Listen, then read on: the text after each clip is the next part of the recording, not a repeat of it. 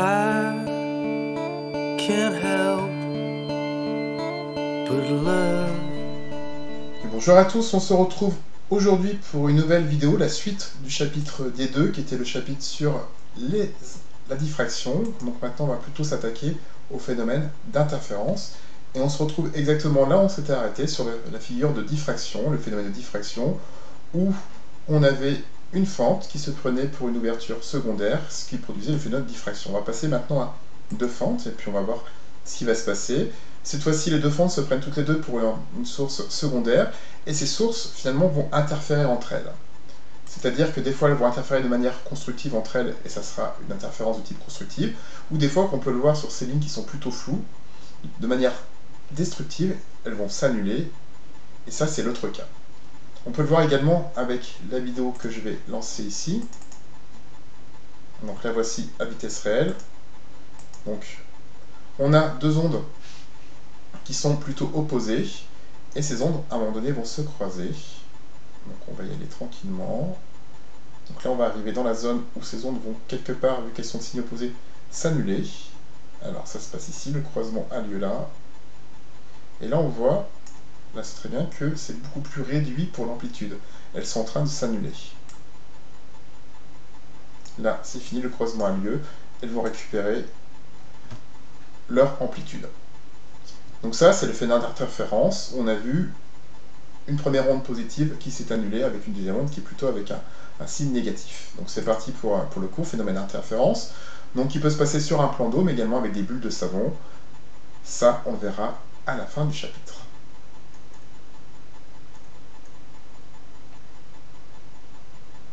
Alors le phénomène, on va le présenter. Donc, en gros, ce sont deux ondes qui vont s'ajouter. On va ajouter leur amplitude. Donc deux possibilités. Si l'amplitude est du même signe, ça va augmenter l'amplitude. Donc ici, on est même dans un cas encore plus particulier où les deux ondes arrivent à l'identique. Donc l'amplitude va même doubler. On va parler d'interférence constructive.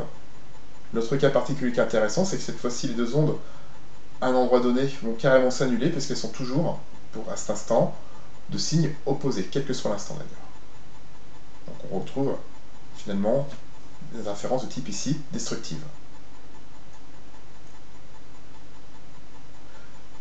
Le casque anti-bruit est également une application du phénomène d'interférence. Vous avez votre bruit qui est assimilé ici à une onde, et le dispositif va fabriquer l'opposé de ce bruit, qu'on va parler de l'anti-bruit. Et l'addition des deux, ça va être du type destructif, ça veut dire que ça va tout le temps s'annuler. On va avoir un bruit qui va être largement atténué. Nous, on va observer l'interférence plutôt dans le cas des ondes lumineuses. Donc on a une succession de maxima, avec un maximum de luminosité, et ensuite des minima avec une amplitude qui est plutôt nulle. Quand ce phénomène se produit-il, donc il se produit, il faut que les deux sources soient cohérentes entre elles, c'est-à-dire qu'elles aient la même fréquence. C'est-à-dire que chez vous, avec deux lampes de poche, vu qu'elles n'ont pas exactement la même fréquence, vous ne pourrez pas faire ce phénomène. Voici le schéma de principe qui va être fait en TP. Donc vous avez un laser de longueur d'onde lambda. Vous avez les fentes Young, qui sont donc les deux fentes séparées par une distance petit a. Donc ça va être ça, vos deux sources secondaires. Ces deux sources secondaires vont se croiser, et c'est dans cette zone-là que vous allez avoir les zones d'interférence. Ça sera observable sur un écran qui sera placé à une distance grand D. Voici le schéma maintenant de ceci. Donc vous avez les deux sources, les deux fentes Young, les sources S1 et S2 séparées par une distance A. Ça c'est l'écran. On va raisonner sur un point quelconque de coordonnées X. Et on voit effectivement, par rapport à mon cas, que pour arriver à ce point-là, la source S1 aura une distance plus courte que la source S2. On va définir ainsi la différence de marche, ça va être très important. Quelle est la différence entre D1 moins D2? Alors cette différence de marche, dans le cas d'angle petit, on va admettre qu'elle est égale à A fois X divisé par grand D. Donc le fait qu'il y ait une différence de marche, ça fait que les deux sources ne vont pas arriver synchro. Donc on va retenir deux cas. Les cas où les points seront en phase, c'est-à-dire que la différence de marche est égale à k fois lambda, donc en gros c'est multiple la longueur d'onde, 1 fois lambda, 2 fois lambda, 3 fois lambda, etc. Ou en opposition de phase, 2k plus 1 fois lambda divisé par 2, vous posez k égale 0, ça fait 1 demi de lambda. Vous posez k égale 1, ça fait 3 demi de lambda, puis 5 demi, 7 demi. Ça vous fait 0,5, 1,5, 2,5, en nombre en virgule 5. Là, ça sera en opposition de phase. Voilà ce que ça donne avec le schéma. Ça, c'est le cas où c'est multiple de la longueur d'onde. On aura les interférences qui seront constructives, parce que les deux ondes seront exactement identiques. C'est le cas qui a été montré dès le début. Deuxième cas particulier, c'est égal à 0,5 lambda, 1,5 lambda. C'est plutôt de type destructive, parce qu'elles sont toujours en opposition de phase, c'est-à-dire quel que soit l'instant, elles vont tout le temps s'annuler, et on va obtenir des interférences, comme je l'ai dit, de type destructive. Ça, c'est les deux cas importants à connaître, à savoir, vous devez connaître par cœur la différence de marge, ainsi que les cas constructifs et destructifs. Autre chose qu'on va définir, 2.3, c'est l'interfrange. Donc l'interfrange, c'est l'écart entre deux interférences constructives, mais également destructives. D'ailleurs, sur le logiciel de traitement de l'image, c'est plus facile de mesurer avec les destructives en prenant plusieurs, car c'est plus facilement détectable. La démonstration, on la verra, elle sera facile. On va retenir pour l'instant que l'interfrange est égale à lambda fois d divisé par a. Et ce qui est important de voir, c'est qu'elle dépend de la longueur d'onde. Pourquoi c'est important de voir ça? Allons-y sur la diapo d'après. Ben voilà, le phénomène d'interférence va avoir lieu en lumière blanche. Voilà ce que ça vous donne cet aspect irisé. Alors pourquoi? On va décomposer cette figure avec un logiciel de traitement de l'image en 3 couleurs, hein, rouge, vert, bleu, bien entendu.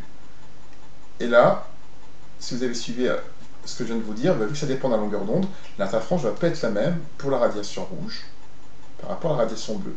Elle est même plus grande pour la radiation rouge, puisque le rouge c'est plutôt 650 nanomètres, alors que le bleu c'est plutôt 450 nanomètres.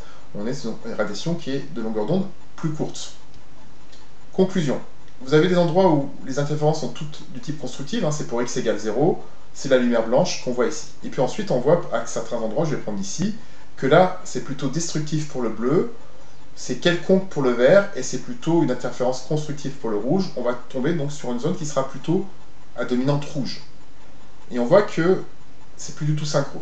Alors les bulles de savon, pour revenir à l'histoire de départ, les bulles de savon c'est en lumière blanche, et puis avoir des faisceaux qui vont interférer entre eux. Un faisceau par exemple c'est celui qui va aller directement sur la bulle de savon et qui va se réfléchir.